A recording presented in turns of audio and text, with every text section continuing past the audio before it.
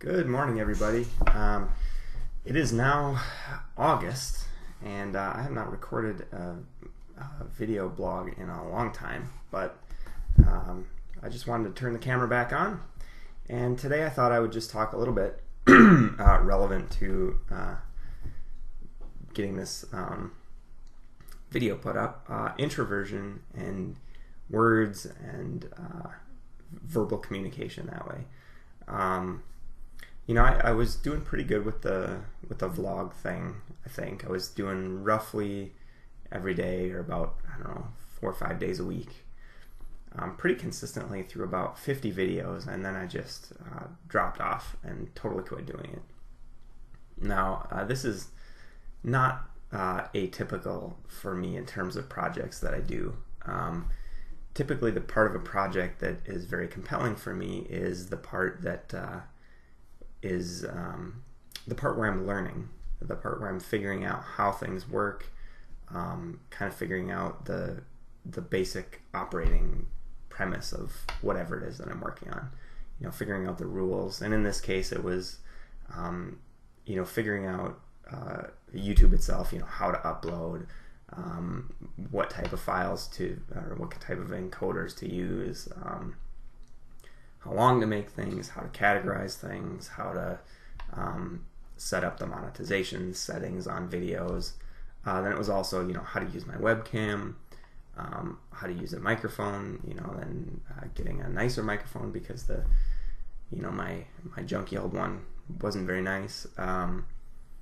So there was a lot to learn, and by no means have I learned everything.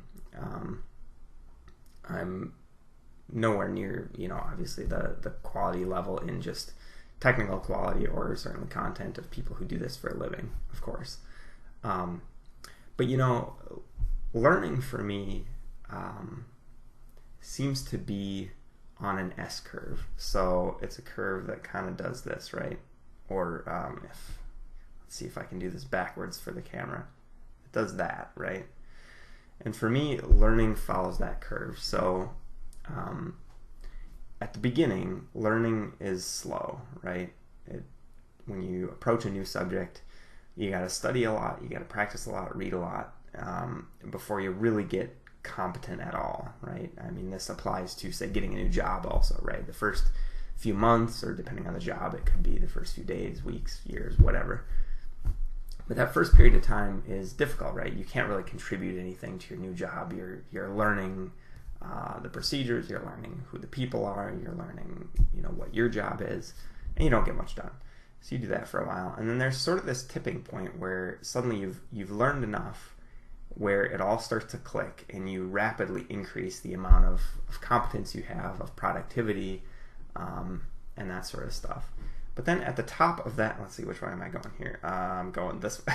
This way. So at the top of that curve, it starts to level off again. So it's where you've done this rapid growth, but any further growth requires a lot more time and a lot more study. So it's sort of, you got to suffer through that beginning stage, and then you make this rapid improvement. Now, where for me things get really frustrating is where it levels off again, because at the top of that steep bit, that's kind of where you've learned, say, like 80% of everything you're ever going to learn in that subject, right? And the next, say, let's just take a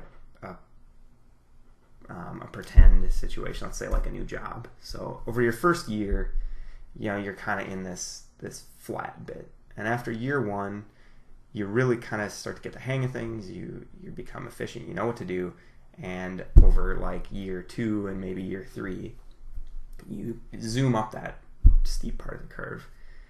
After that, you've learned pretty much 80%. It's just the qualitative number I'm going to use. Obviously, it's not a real number. I didn't calculate that from somewhere. And at least how it feels to me is that that remaining 20% that I have to learn is going to take 80% of the time in that job. So, I might have done 3 years to get up here, and it's going to take me 20 years to really start approaching 100% of what I could learn. And that's kind of an asymptotic thing, right? We never learn 100% of anything. But we get closer and closer and closer over time. So for me, I feel like that next 20 years is not worth it, because I could stop doing this thing, right, that I've done for 3 years, move on to something new, and go through that steep part of the curve again in the next 3 years and learn 80% of something new.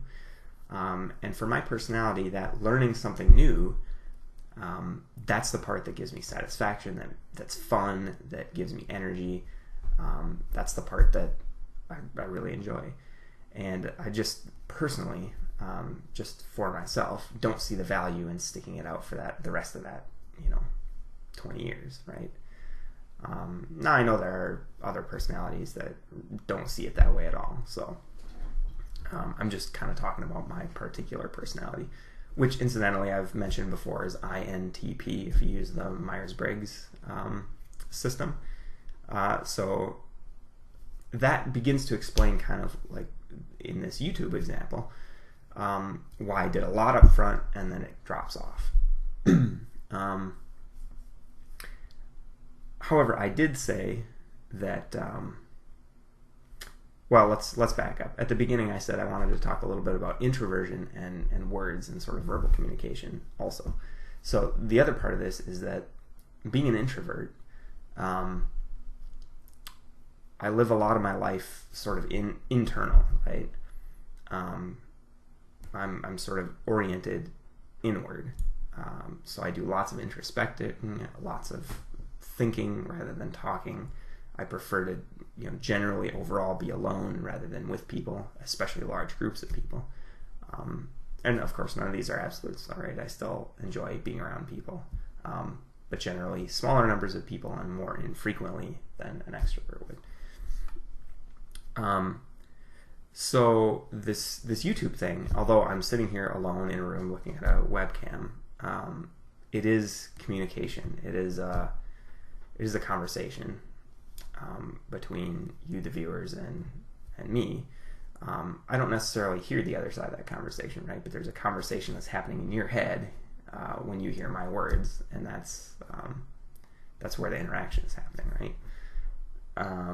So for me as an introvert, it's difficult to keep coming to the desk, turning on the camera, and doing this on a daily basis.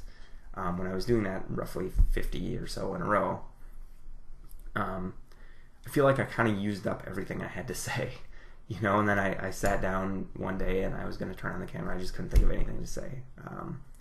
And that prevented me from turning it on.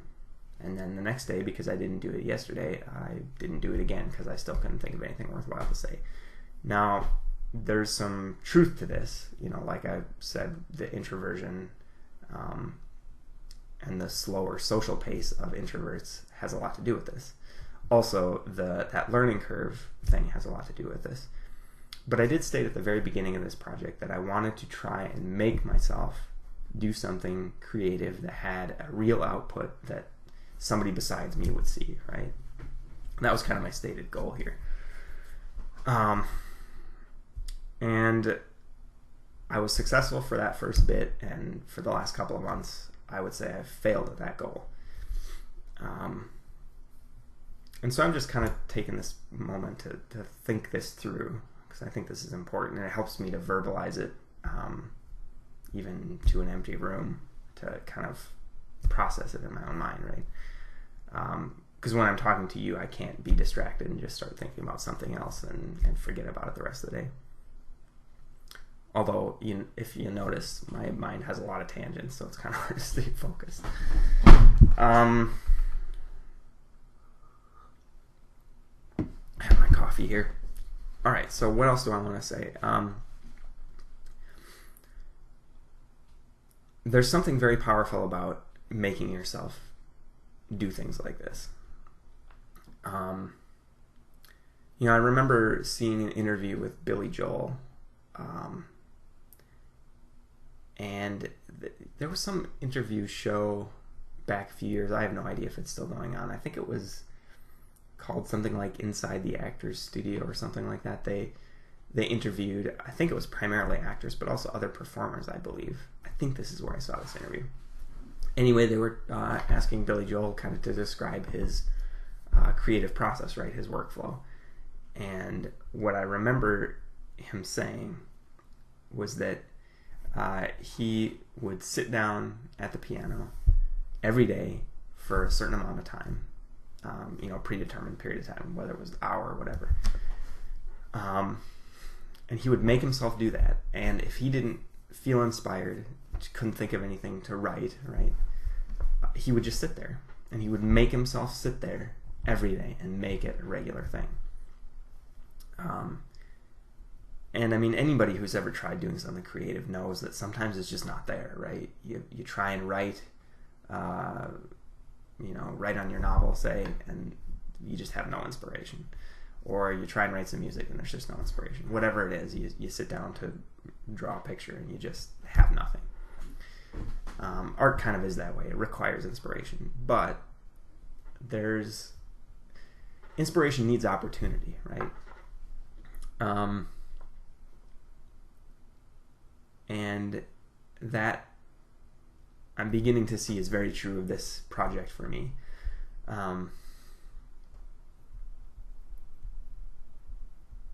This morning, I thought, all right, I'm gonna turn the camera on and I'm gonna do this again today.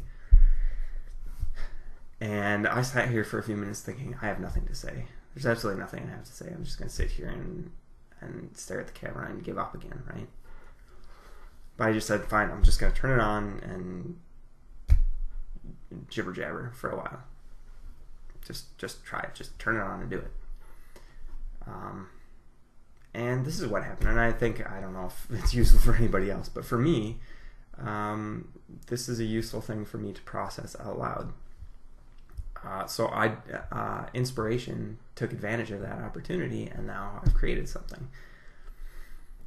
Now, it does not feel like that before you start.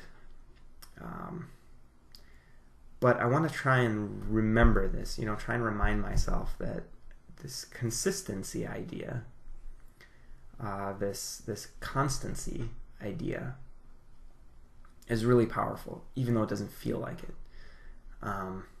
Another word that we could use for this that I don't like because of my personality, and parents always use it on you when you're growing up, is discipline, right?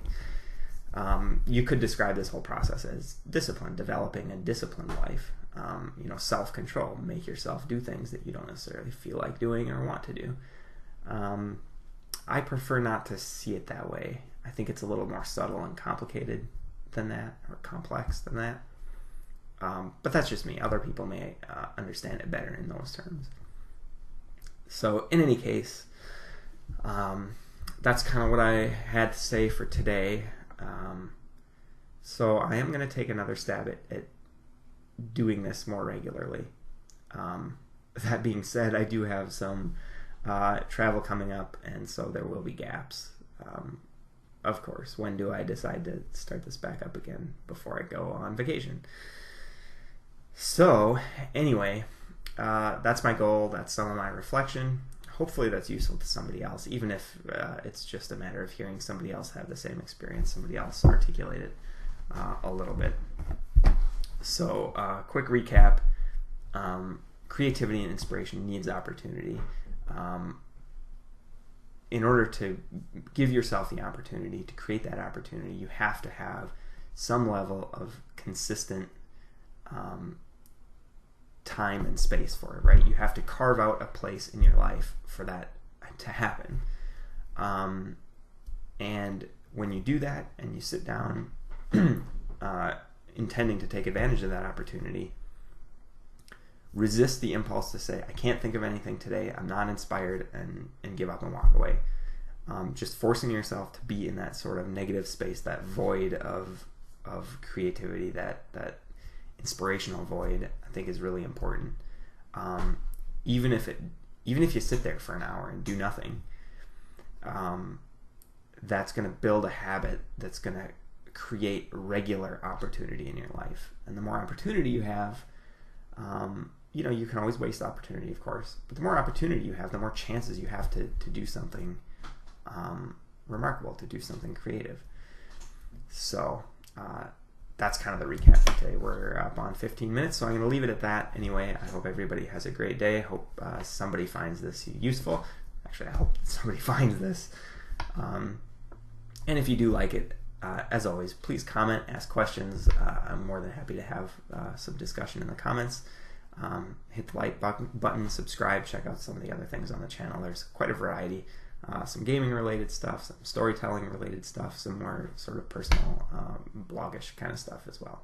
So anyway, I hope everybody has a great day, and I will see you next time.